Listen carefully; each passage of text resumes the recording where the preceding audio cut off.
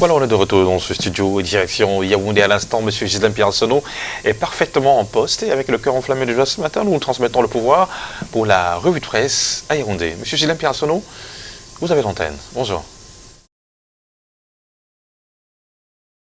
Voilà, bonjour Thierry Carole, bonjour également à Soflane. Mon cœur est effectivement enflammé de joie. Question de vous accueillir ici même à Yaoundé.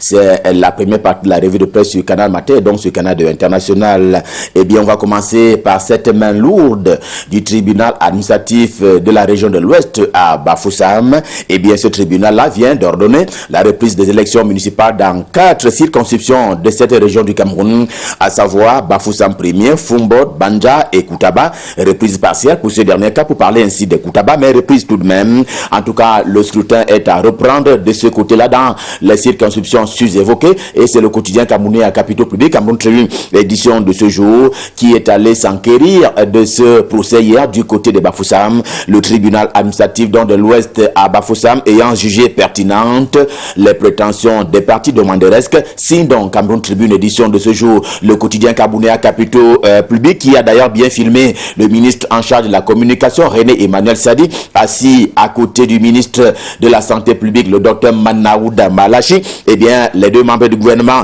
se sont entendus pour une communication gouvernementale hier à Yaoundé sur la question de la lutte contre la propagation du coronavirus.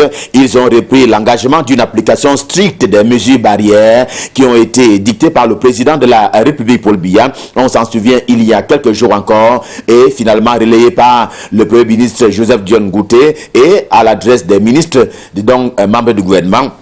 Il était question de les implémenter. Il a simplement été constaté comme une application molle de certaines de ces mesures-là. Et les deux membres du gouvernement, face à la presse hier à Yaoundé, dans le cadre d'une communication gouvernementale, se sont réengagés à une application stricte donc de ces mesures. Et c'est ce qui nourrit d'ailleurs les pages spéciales de Cameroun Tribune à propos du coronavirus, édition de ce jeudi. Car la dite communication visait aussi à donner une bonne information, la bonne information par rapport aux ravages, notamment des fake news dans les réseaux sociaux au Cameroun et ailleurs. Et ce matin, l'option a été réaffirmée. Le journal La République, qui lui aussi a participé à cette communication gouvernementale, précise justement que le gouvernement a pris l'option d'informer en temps réel sur l'évolution de la situation du coronavirus au Cameroun. Quel que soit d'ailleurs le bout par lequel on prend la chose, le jour du jour, le journal d'Aman Mana conclut à une mauvaise communication gouvernementale. C'est l'opinion du quotidien bleu, édition de ce jeudi. Mauvaise par la forme et par le fond, selon donc Aman Mana, qui donne la parole à un expert de la communication de crise, lequel déconstruit l'existant en matière de communication gouvernementale actuelle avant de formuler des propositions qu'il juge lui-même alléchantes.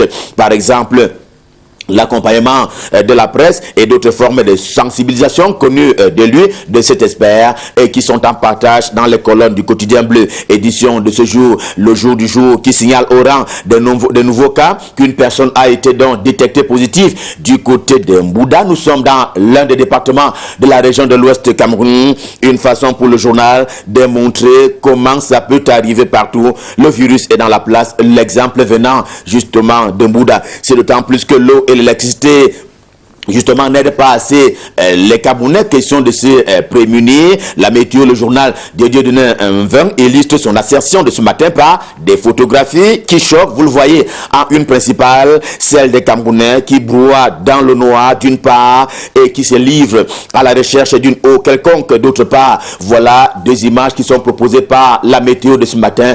Question de montrer que ce sont deux facteurs qui n'accompagnent pas assez les Camerounais sur la route de la prémunition par rapport à la propagation du coronavirus. Le journal L'Actualité, également dans les kiosques ce matin, c'est une édition spéciale coronavirus, ajoute justement à ce manquement un autre plus récent encore. C'était à l'occasion des salaires, des paiements de salaires aux fonctionnaires de la République du Cameroun, eh bien en rang, et ça aussi c'est une photographie qui parle des personnes serrées les unes des autres en direction d'un guichet de banque à la conquête du salaire. Une indiscipline qui traumatise ainsi le journal L'actualité, qui en donne donc les clichés, et cela s'est produit hier sous le ciel du renouveau. Et c'est à ces personnes avec foi mais sans loi que s'adresse justement Moulouna Foutsou, le ministre en charge de la jeunesse et de l'éducation civique. Il est présenté comme par le journal Les Perviers comme étant donc un soldat au front, le front de la sensibilisation par l'animation populaire. Le ministre de la jeunesse et de l'éducation civique qui portait lui-même hier le haut-parleur à Yaoundé, cela pour dire quels sont les dangers du coronavirus à l'adresse des populations camerounaises, notamment celle de Yaoundé. Le quotidien Les Perviers croyait en l'observation, on va dire stricte, des règles barrières qui ont été édictées par le président de la République, reprises comme telles par le premier ministre, et puis implémentées notamment par le ministre en charge de la santé publique, Manauda Malachi. Eh bien, selon le journal, en deuxième une ce matin, et il y a comme une inobservation de ces règles-là. On l'a effectivement évoqué tout à l'heure lors des paiements des salaires. Eh bien, les fonctionnaires n'ont pas fait beaucoup attention, eux qui étaient les uns derrière les autres au ministère de la fonction publique. Et parce qu'on parle justement des agents publics et autres fonctionnaires, eh bien, le quotidien édition de ce matin indique qu'un dispositif particulier a été mis sur pied de ce côté-là.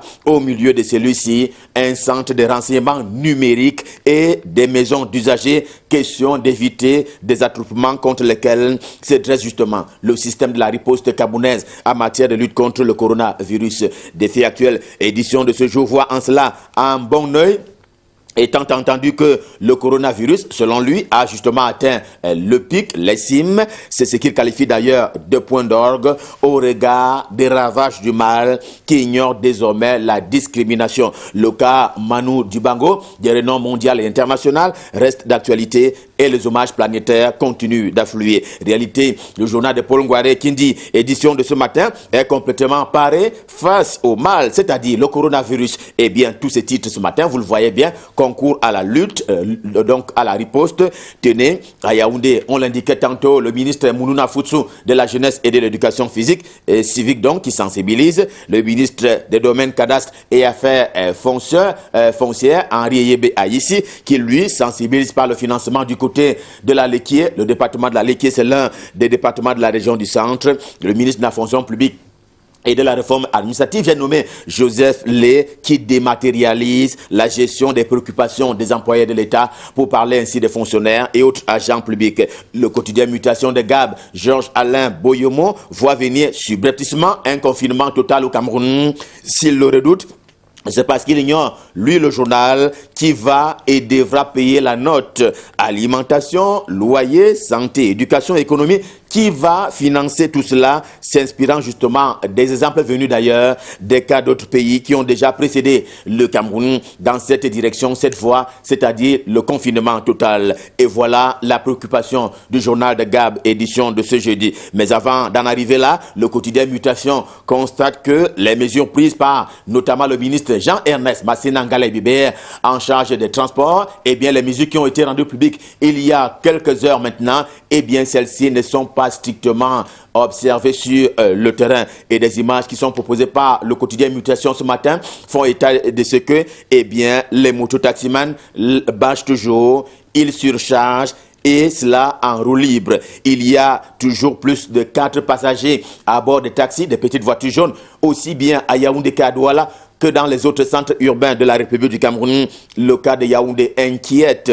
Les conducteurs de petites voitures jaunes disent ne pas observer cette mesure du ministre en charge des transports parce qu'il, disait-il, il paye pour 5 places minimum. On va terminer ce matin par un journal camerounais d'expression anglaise, j'ai nommé The Horizon, qui annonce le successeur du Fon Moukete. Question de gérer l'ethnie Bafo. Lui-même a donc désigné le prince Victor Ekoko Moukete. C'est son fils le plus jeune. Il a 55 ans. Chief Moukete lui-même a déjà depuis dépassé 100 ans. Je veux parler d'un siècle. Il est donc d'ailleurs, par ailleurs, le doyen en termes de sénateurs au niveau de la chambre haute du Parlement camerounais.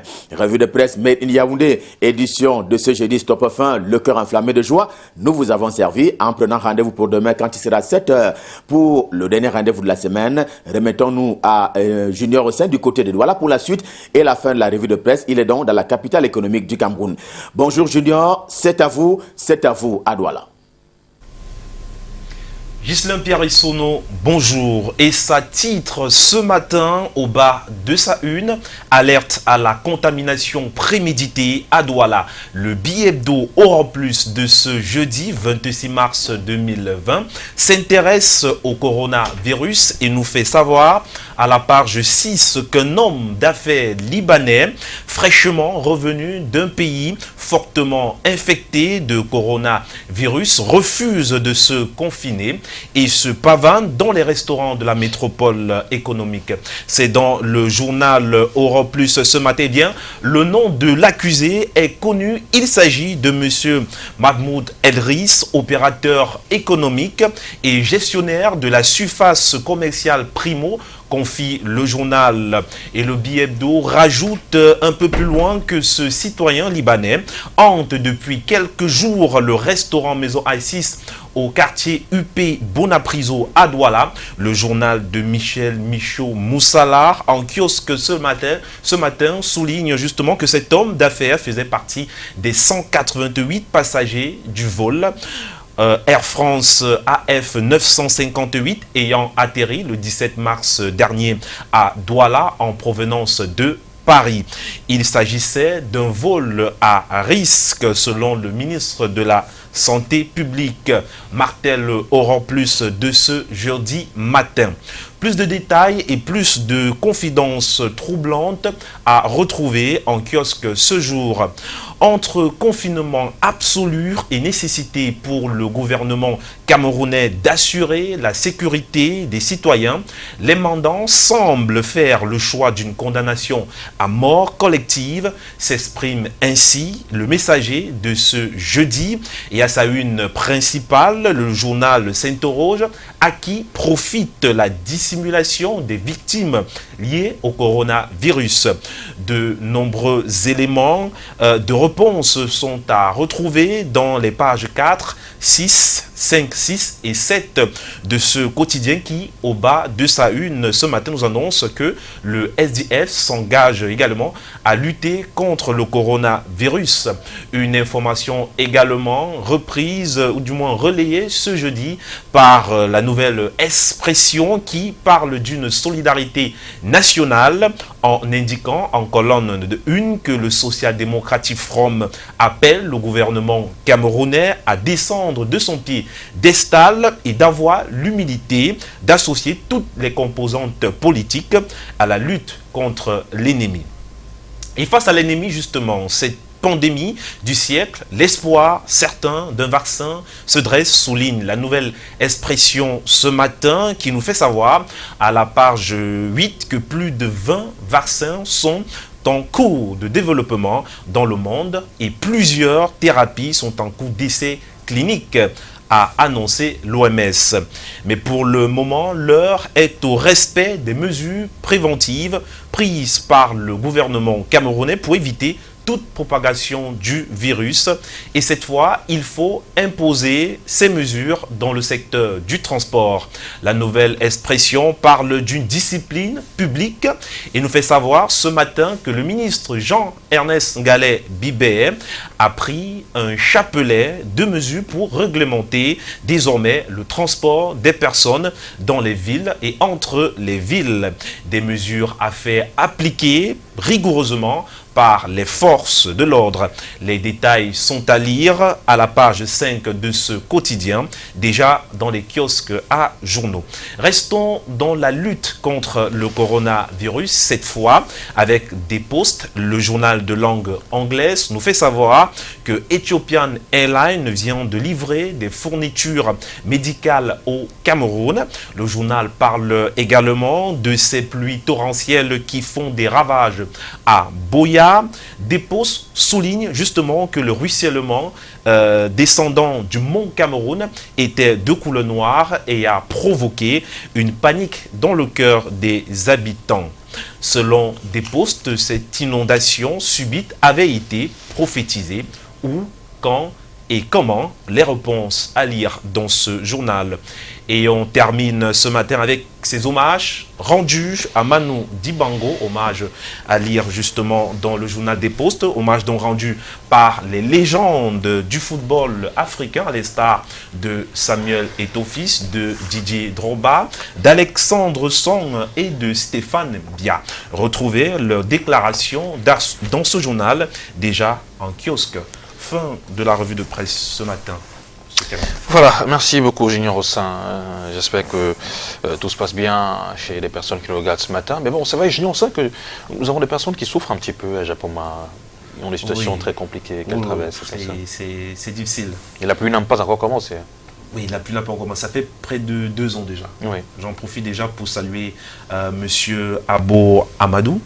Cet homme-là qui s'est porté garant de lutter pour, n'est-ce pas, le bien des populations du quartier Japoma, un secteur qui aujourd'hui fait face à une véritable coulée de terre, du moins des ravins se sont créés par endroits dans ce secteur, des ravins parfois de près de 200 mètres de largeur et de longueur, de profondeur également. Ça devient un peu plus difficile. Chaque jour, les populations sont obligées de s'éloigner parce que des maisons se retrouvent sous terre. Donc c'est une véritable difficulté que traversent les populations de ce quartier-là. Donc, Monsieur Abo Amadou, nous vous disons donc bonjour ce matin et nous vous félicitons pour les efforts que vous engagez au quotidien.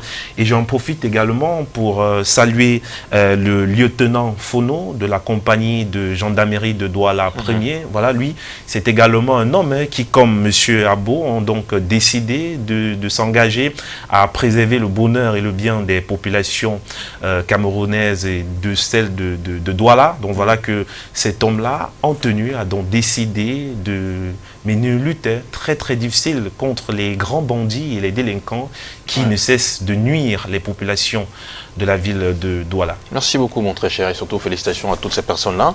Et aujourd'hui, quand on parle de cette date du 26 mars, on a des personnes qui ont du sourire aux lèvres malgré les situations très compliquées. Eh bien, ce sont ces personnes qui en rendent de plus ce jour. On a le petit Abega Hardy Farel. Abega Hardy Farel, vous avez un an de plus ce matin, jeune homme. Eh bien, joyeux anniversaire à vous, beaucoup de courage. Je suis sûr et certain que votre mère, Madame Mbolo, est vigilante en service du côté de la brigade de gendarmerie de Nilon, est très heureuse ce matin. Bravo, mon petit garçon. Il faut rester sage et respecter les consignes de maman. Joyeux anniversaire également à Aolira, voilà. Aolira Esperanza Gahan. Aolira Esperanza Gahan, vous avez un an de plus ce matin. Joyeux anniversaire à vous, ma très chère. Il est 7h passé 2 minutes. Vous regardez Canal Matin sur les antennes de Canal 2 International. Merci de rester avec nous. On se retrouve juste après cette page de publicité.